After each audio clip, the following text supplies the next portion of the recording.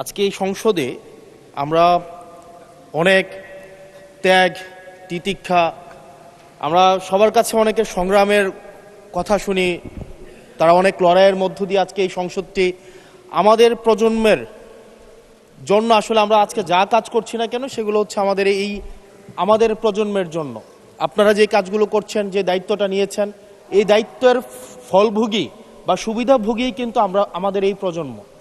মাননীয় স্পিকার, আমরা খুব আশাহত হই যখন এই সংসদ এত রক্ত, এত লড়াই, এত ত্যাগের পরে আজকে যখন এই সংসদটি গঠিত হয়েছে, কিন্তু এই সংসদ আবার আগের যেই ভিশিয়াস সাইকেল, দোষারোপের যেই সাইকেল, একজনকে বিভিন্ন ট্যাগিংয়ের যেই সাইকেল, মত দমনের নামে, বিরোধী মত দমনের নামে মামলার যেই সাইকেল, আমরা সেইখানে আবার চলে গিয়েছি। ক্যাম্পাসগুলো আবার আনরেস্টের দিকে যাচ্ছে, অস্থিতিশীল পরিবেশ সৃষ্টি হচ্ছে, বিরোধী দল মত দমনের জন্য মামলা করা হচ্ছে, প্রতিমন্ত্রীকে ফেসবুকে লেখার কারণে বাসা থেকে তুলে নিয়ে আসা হচ্ছে, হুইপকে সমালোচনা করলে বাসা থেকে তুলে নিয়ে আসা হচ্ছে। আবার আমরা আগের সংস্কৃতিতে আমরা চলে যাচ্ছি, যেখানে মাননীয় প্রধানমন্ত্রী নিজে কার্টুন শেয়ার করে বিভিন্ন স্যাটায়ার, বিভিন্ন মকারিকে প্রমোট করছে, বিরোধী মতকে প্রমোট করছে। সেইখানে এই সংসদ গঠিত হওয়ার পর থেকে আজকে পর্যন্ত 9টা ঘটনা ঘটেছে যেখানে মত প্রকাশের জন্য আজকে বাসা থেকে তুলে নিয়ে আসা হয়েছে। মাননীয় স্পিকার, আমরা মত প্রকাশের স্বাধীনতা চাই। মত প্রকাশের স্বাধীনতা আগেও ছিল, মত প্রকাশের স্বাধীনতা আওয়ামী লীগের সময় ছিল, তবে সেটা সহমত প্রকাশের স্বাধীনতা। আমরা এই পার্লামেন্টের পরে আমরা শুধুমাত্র মত প্রকাশের স্বাধীনতা নয়, আমরা দ্বিমত প্রকাশের স্বাধীনতা চাই। আমরা এখানে দাঁড়িয়ে মাননীয় প্রধানমন্ত্রীর সমালোচনা করতে চাই। আমরা নির্ভয়ে ফেসবুকে আমরা ব্যাকস্পেস ব্যবহার করতে চাই না। কিন্তু আবার একটা ভয়ের পরিবেশ সৃষ্টি করা হচ্ছে, আবার একটা আতঙ্কের পরিবেশ সৃষ্টি করা হচ্ছে। আমরা দেখলাম সিলেক্টিভ এক ধরনের বিরোধিতার পরিবেশ তৈরি করা হচ্ছে। আমাদের সমাজের যারা গ্রহণযোগ্য এক ধরনের পলিটিক্যালি এলিট শ্রেণীর নারীদেরকে নিয়ে যখন সমালোচনা করা হয়, তখন সেটাকে নারীদের বিরুদ্ধে এটাকে বিবেচনা করা হয়।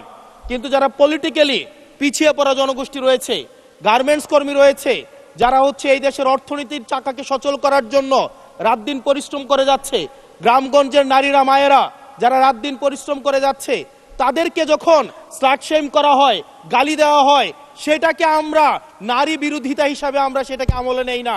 এই ধরনের সিলেক্টিভ নারী বিরোধিতা করা, এই ধরনের সিলেক্টিভ নারী সমালোচনা করার যেই ধরনের প্রবণতা রয়েছে, সেই জায়গাগুলো থেকে মাননীয় স্পিকার আমাদেরকে বেরিয়ে আসতে হবে। মাননীয় স্পিকার, আজকে ক্যাম্পাসগুলোতে আবার এক ধরনের অস্থিতিশীলতা তৈরি করা হচ্ছে। আমি ইউনিভার্সিটি থেকে 2022 সালের অক্টোবরে ইউনিভার্সিটি থেকে এসেছি। আমাদের সময় গ্যাস্ট্রোম গণরুমের কালচার ছিল।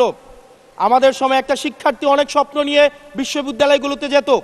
আমরা সেখানে দেখেছি ক্ষমতাসীন দল কিভাবে বিশ্ববিদ্যালয়ের শিক্ষার্থীদের তাদেরকে পুঁজি করে তাদের ক্ষমতা কাঠামোকে দীর্ঘমেয়াদী করার জন্য সেখানে বাধ্যতামূলক সেখানে রাজনীতি করাতো। আজকে সেখানে বিশ্ববিদ্যালয়গুলোতে আবার গ্যাস্ট্রোম গণরুম কালচার চালু করার প্রয়াস শুরু হয়েছে। আবার সেইখানে বাধ্যতামূলক রাজনীতির কালচার শুরু করা হচ্ছে। আমরা দেখেছি ক্ষমতাসীন যারা রয়েছে তারা তাদের সন্তানদেরকে বিদেশে রেখে নিরাপদ ভবিষ্যৎ নিশ্চিত করে, আর মধ্যবিত্ত সন্তানরা যাদের বাবা মায়েরা কলকারখানায় কাজ করে, যাদের বাবারা রেমিটেন্স যোদ্ধা, যাদের বাবারা কষ্ট করে তাদের সন্তানদেরকে বিশ্ববিদ্যালয়ে পাঠায়, তাদের সন্তানদেরকে ক্ষমতালোভী রাজনীতিবিদরা তাদের সন্তানদেরকে ব্যবহার করে তাদের ক্যারিয়ারে ঝুঁকিতে ফেলে তাদের গদি বা পাটাতন শক্ত করার জন্য নিজের সন্তানের ভবিষ্যৎকে বিদেশে রেখে নিরাপদে রাখে, আর পরের সন্তানের ভবিষ্যৎকে নিয়ে ছিনিমিনি খেলে। মাননীয় স্পিকার, আমরা এই সংস্কৃতির পরিবর্তন চাই। আমরা চাই বিশ্ববিদ্যালয়গুলো শুধুমাত্র নেতা তৈরির হাতিয়ার হবে না। এই বিশ্ববিদ্যালয়গুলো গবেষণা, বিশ্ববিদ্যালয়গুলো পাঠচর্চা, বিশ্ববিদ্যালয়গুলো সেখানে এক ধরনের মনস্তাত্ত্বিক সমৃদ্ধি, এবং সেখানে হচ্ছে আমরা যেখানে গবেষণা হবে সেখানে আমরা বিশ্ববিদ্যালয়গুলো থেকে বুদ্ধিজীবী, গবেষক আমরা হচ্ছে বাংলাদেশকে এবং জাতিকে উপহার দিতে পারবো। কিন্তু অত্যন্ত দুঃখজনক বিষয়, আজকে বিশ্ববিদ্যালয়গুলো শুধুমাত্র নেতা উৎপাদন করার এক ধরনের বিশেষ সার্কেলে পরিণত হয়েছে। মাননীয় স্পিকার, এই ৩৬ জুলাই এই তরুণ প্রজন্মকে কি দিয়েছে? বক্তব্যের শুরুতে অনেককে স্মরণ করে আমরা ৩৬ জুলাইতে যারা আহত হয়েছে, ১৭ বছর ধরে যারা নির্যাতিত নিপীড়িত হয়েছে, তাদেরকে স্মরণ করতে আমরা লজ্জা পাই। মাননীয় স্পিকার, তাদেরকে মুখ দেখানোর আমাদের জায়গা নাই, আমরা তাদেরকে কিছুই দিতে পারি নাই। আমরা একটা কাঠামোগত পরিবর্তনের জন্য আমরা আজকে এই সংস্কার, আমাদের কাঠামোগত পরিবর্তনের জন্য আজকে আপনাদের এই লড়াইটা ছিল, এই সামগ্রিক হাউজের লড়াই ছিল। আমি চ্যালেঞ্জ করে বলতে পারি, যদি 2009, 10, 11, 12, 13, 14 সালে আমি সংসদে বসে কিছুক্ষণ আগে আমি 2009 সাল পরবর্তী থেকে 12 সাল পর্যন্ত যেই সংসদের যে বিতর্কগুলো ছিল, আমি বিতর্কগুলো পড়ার চেষ্টা করছিলাম। মাননীয় স্পিকার, যদি আজকে এটা 2014 সালের সংসদ হতো, আর যে সংস্কার প্রস্তাবগুলো এই পাশ থেকে দেওয়া হয়েছে, ঐকমত্য কমিশন থেকে দেওয়া হয়েছে, এই সংসদের একজনকেও খুঁজে পাওয়া যেত না যে এই সংস্কারের বিরুদ্ধে অবস্থান নিত। আজকে মানবাধিকার কমিশনকে ল্যাপস করে দেওয়া হয়েছে। মানবাধিকার কমিশনকে ল্যাপস করা হয়েছে, বারবার করে বলা হচ্ছে আরো শক্তিশালীভাবে হচ্ছে মানবাধিকার কমিশন নাকি উত্থাপন করা হবে। আজকে পুলিশ সংস্কার কমিশন, আজকে অর্ডিন্যান্স সেখানে বাতিল করে দেওয়া হয়েছে, বলা হচ্ছে আরো পুনর্বিবেচনা সাপেক্ষে সেখানে হচ্ছে এই সংসদ উত্থাপন করা হবে। মাননীয় স্পিকার, যদি সেটাকে সবকিছুই তো সংশোধনের মধ্য দিয়ে যাচ্ছে, যদি এটা নিয়তটা যদি সহি থাকতো, ওয়েল ইন্টেনশন যদি থাকতো, এই অর্ডিন্যান্সটাকে এখানে গ্রহণ করে পরবর্তীতে কিন্তু সংশোধন করা যেত। মাননীয় স্পিকার, মাননীয় সদস্য, আপনার সময় 2 মিনিট বাড়িয়ে দেওয়া হলো, 2 মিনিটে শেষ করুন। থ্যাংক ইউ মাননীয় স্পিকার, আজকে সরকারি দল, বিরোধী দল, এই সরকারি দল এবং বিরোধী দল একটা আপেক্ষিক বিষয়। আপনারা এই পাশে ছিলেন, এখন সময়ের পরিক্রমায় এই পাশে গিয়েছেন, আমরা এই পাশে আছি।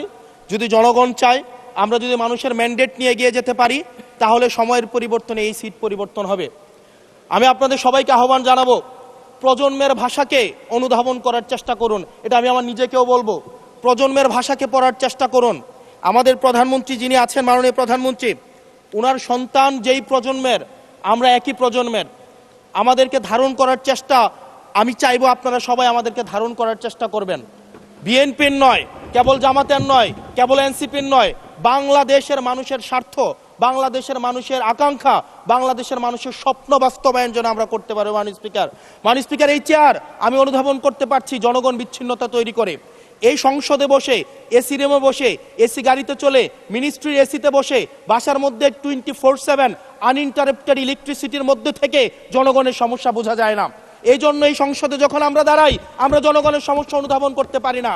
আমরা এই সংসদে বসে যদি আমরা লোডশেডিংয়ে আমরা খুঁজি, এই সংসদে বসে লোডশেডিং পাওয়া যাবে না, এই সংসদে বসে জনগণের সমস্যা পাওয়া যাবে না, এই সংসদে বসে সবকিছুকেই, মাননীয় স্পিকার, আমরা যে এই বাংলাদেশের সবচেয়ে সুবিধাভোগী মানুষের মধ্যে এই সংসদে যারা বসে আছি, বাংলাদেশের সবচেয়ে ফেসিলিটেড মানুষের মধ্যে আমরা অন্যতম। মাননীয় স্পিকার, আমাদের জনগণের কাছে যেতে হবে, জনগণের আশাগুলোকে, সময়গুলোকে, স্বপ্নগুলোকে আমরা রাজনৈতিক ভাষার মধ্য দিয়ে, কর্মসূচির মধ্য দিয়ে সেগুলোকে বাস্তবায়নের জন্য আমাদের সবাইকে সমন্বিতভাবে, ঐক্যবদ্ধভাবে কাজ করার প্রয়াস আমাদেরকে থাকতে হবে। আবার যদি আমরা বিভাজনের রাজনীতিতে যাই, তাহলে সেখান থেকে বিএনপি বেনিফিটেড হবে না, এনসিপি বেনিফিটেড হবে না, জামাতে ইসলামী বেনিফিটেড হবে না, সেইখান থেকে বেনিফিটেড হবে আমরা জুলাইতে যাদেরকে আমরা পরাজিত করেছি, তারা বেনিফিটেড হবে। মাননীয় স্পিকার, আজকে এই সংসদে আমাদের একটা ন্যাশনাল এগ্রিমেন্টের দিকে যেতে হবে। আমরা পলিসির জায়গায় আমাদের বিরোধিতা থাকবে, পলিসির জায়গায় আমরা এগ্রিমেন্টের মধ্যে থাকবো, কিন্তু আমাদের একটা রেড লাইন টানা উচিত। এই লাইনটা আমরা ক্রস করব না। আমরা যখন শুনতে পাই যে একটা রাজনৈতিক দলকে নির্মূল করার আহ্বান একটা সরকার দল থেকে আসে, সেই বাংলাদেশে আমরা মাননীয় স্পিকার ফিরতে চাই না। মাননীয় স্পিকার, আমরা এখানে আমরা কনস্ট্রাকটিভ ভাবে পলিসির জায়গা থেকে আমরা আর্গিউ করব, আমরা এগ্রি করব, আমরা ডিসএগ্রি করব, কিন্তু মাননীয় স্পিকার, নির্মূলের রাজনীতি, বিনাশের রাজনীতি, দমনের রাজনীতি, পীড়নের রাজনীতি যদি আমরা বাংলাদেশে আবার পরিচয় করাই, ইন্ট্রোডিউস করাই, সেইখান থেকে এই সংসদের কেউ বেনিফিটেড হবে না। বেনিফিটেড হবে আমাদের সবচেয়ে বেশি যারা আমাদের এই বাংলাদেশটাকে ঝুঁকির দিকে ঠেলে দিয়েছে, সেই অপশক্তি হচ্ছে মাননীয় স্পিকার বেনিফিটেড হবে। সেজন্য আমরা ঐক্যবদ্ধভাবে ধন্যবাদ। বাংলাদেশটাকে বিনির্মাণ করি।